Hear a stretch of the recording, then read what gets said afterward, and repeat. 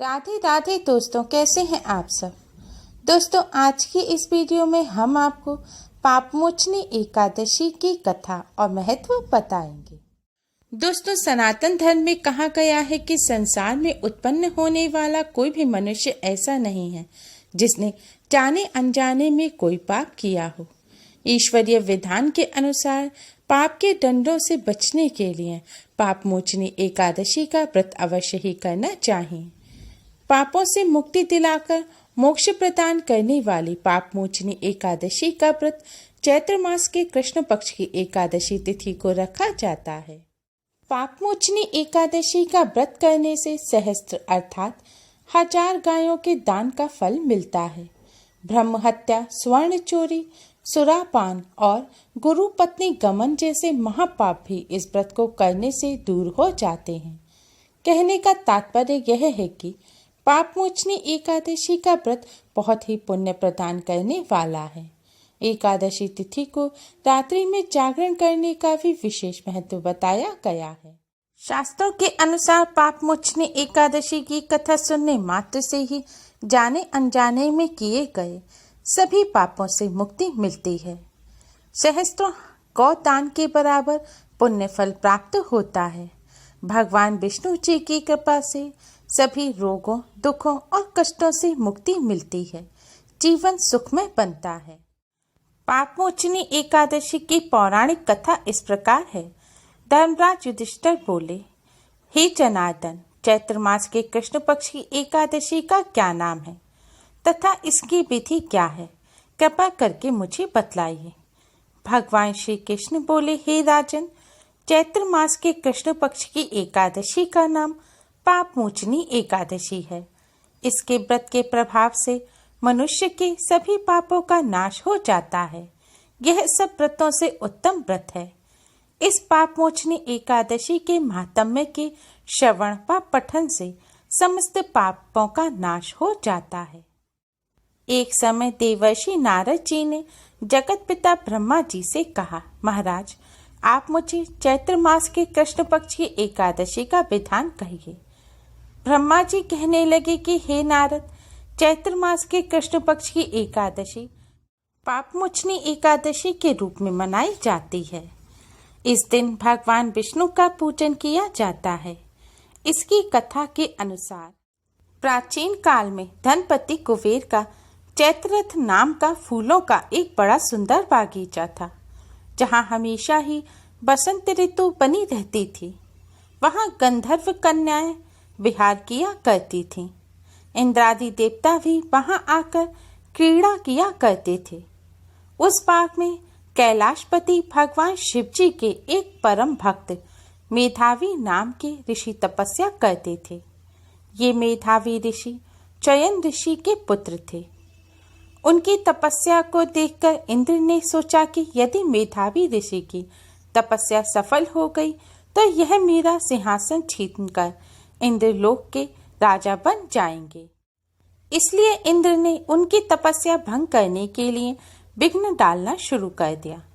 इस परियोजना के लिए इंद्र ने कामदेव एवं मनु घोषा नाम की अप्सरा को आदेश दिया कि तुम मेधावी ऋषि की तपस्या को भंग कर दो।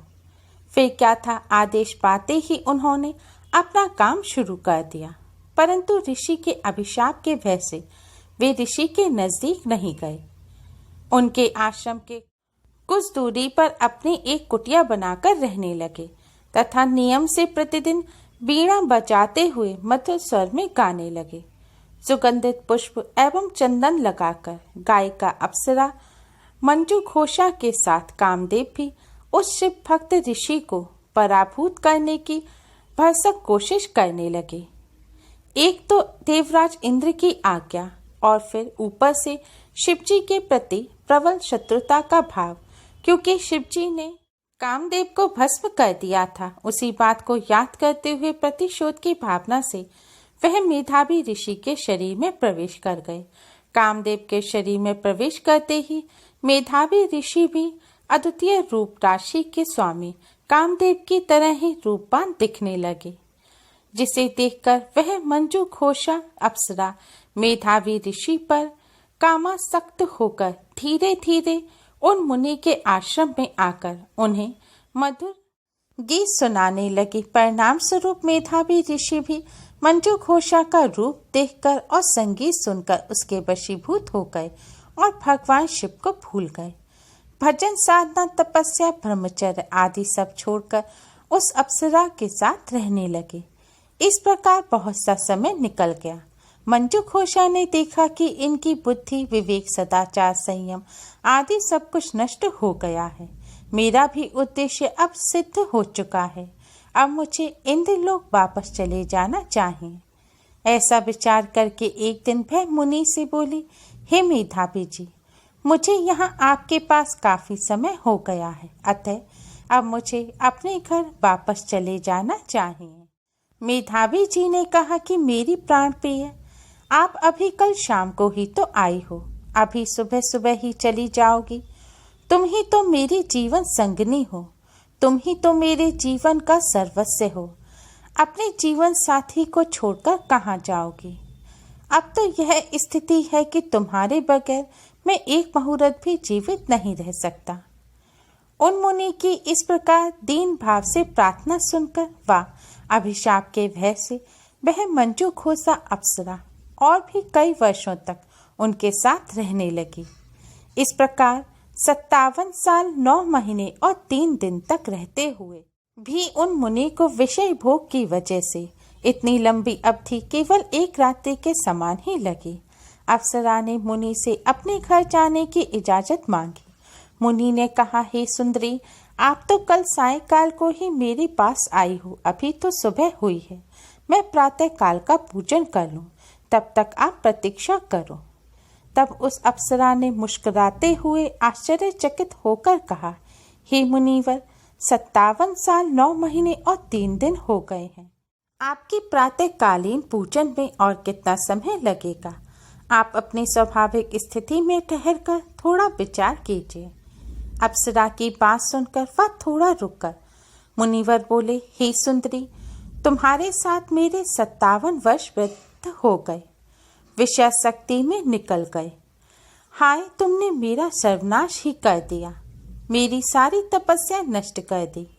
आत्मग्लानि के मारे मुनि की आंखों से आंसुओं की अविरल धारा बहने लगी तथा साथ ही क्रोध से उनके अंग कांपने लगे। अप्सरा को अभिशाप देते हुए मुनि कहने लगे, तूने मेरे साथ पिशाचिनी की तरह व्यवहार किया और जानबूझकर मुझे भ्रष्ट करके पतित किया, अतः तू पिशाचिनी की गति को प्राप्त हो जा। अरे पापनी, अरे चरित्रहीने, तुझे 100 बार धिक्कार है।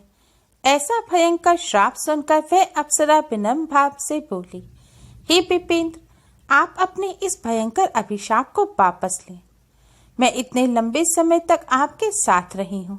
हे स्वामिन, इस कारण मैं क्षमा के योग्य हूँ। आप कृपा पूर्वक मुझे क्षमा कीजिए।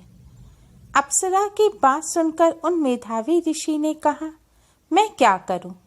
तुमने मेरा बहुत बड़ा नुकसान किया है, इसलिए गुस्से में मैंने तुम्हें अभिशाप दे दिया। मेरी सारी तपस्या भंग हो गई। मेरे मनुष्य जीवन का अनमोल समय यूं ही नष्ट हो गया। मेरे मनुष्य जीवन के वे क्षण वापस नहीं आ सकते और ना ही ये अभिशाप वापस हो सकता है। हाँ, मैं तुमको श्राप से मुक्ति का उपाय अवश्य बताऊंगा। सुनो, चैत्र मास के कृष्ण पक्ष की एकादशी समस्त पापों का नाश करने वाली है, इसलिए उसका नाम पापमुचनी एकादशी है। इस एकादशी को श्रद्धा के साथ पालन करने पर तुम्हारा इस पिशाच योनि से छुटकारा हो जाएगा। ऐसा कहकर वह मेधावी ऋषि अपने पिता के आश्रम में चले गए। त्रिकालज्ञ च्ययन ऋषि को यह सब मालूम था। उन्होंने अपने पुत्र से कहा कि तुमने स्वयं ही अपना सर्वनाश कर लिया। एक साधारण सी स्त्री के मुंह में पड़कर तुमने अपने संपूर्ण जीवन में उपार्जित तप शक्ति को नष्ट करके अच्छा काम नहीं किया। मेधावी ऋषि बोले, हे पिताजी, कृपया करके मुझे इस पाप से मुक्ति का उपाय बताइए, ताकि मैं अपने किए हुए कुकर्म के लिए पश्चाताप करके पवित्र हो सकूं। पुत्र की प्रार्थना सुनकर ऋषि बोले, चैत्र मास के कृष्ण पक्ष की एकादशी के व्रत का पालन करने पर तुम्हारे भी समस्त पाप नष्ट हो जाएंगे, इसलिए तुम भी इस व्रत का पालन करो। दयालु पिता का उपदेश सुनकर मेधावी ऋषि ने चैत्र मास के कृष्ण पक्ष की एकादशी का व्रत बड़े ही निष्ठा एवं प्रेम से किया। उस व्रत के प्रभाव से उनके संपूर्ण पाप नष्ट हो गए और वे पुनः पुण्य आत्मा बन गए। उधर वह मंजू घोषा अप्सरा भी महापुण्य व्रत पाप मोचनी एकादशी व्रत का पालन करके पिशाचिनी शरीर से मुक्ति पाकर पुनः दिव्य रूप धारण कर स्वर्ग को चली गई। इतनी कथा सुनाकर ब्रह्मा जी ने नारद जी से कहा, हे नारद, पापमोचनी एकादशी व्रत के आनुषांगिक फल से ही समस्त पाप नष्ट हो जाते हैं। इस व्रत की कथा महात्म्य का श्रवण करने से पापों का नाश होता है, संकटों से मुक्ति मिलती है तथा सहस्त्रों गौदान के बराबर पुण्य फल प्राप्त होता है। इस व्रत के द्वारा ब्रह्म हत्या, भ्रूण हत्या, मद्रापान तथा गुरुपत्नी गमन जनित समस्त पाप नष्ट हो जाते हैं। भगवान विष्णु का यह व्रत समस्त पाप विनाशक एवं अनेकों पुण्य प्रदान करने वाला है। अतः सभी को इस महान एकादशी व्रत का पालन अवश्य ही करना चाहिए और इसके महात्म्य की कथा को अवश्य ही सुनना चाहिए। पाप मोचनी एकादशी की कथा संपूर्ण हुई। उम्मीद है आपको हमारी ये वीडियो पसंद आई होगी। प्लीज़ लाइक करें। हमारी इस वीडियो को अपने फ्रेंड्स और रिश्तेदारों में ज़्यादा से ज़्यादा शेयर करें, जिससे वह भी इसका लाभ उठा सकें।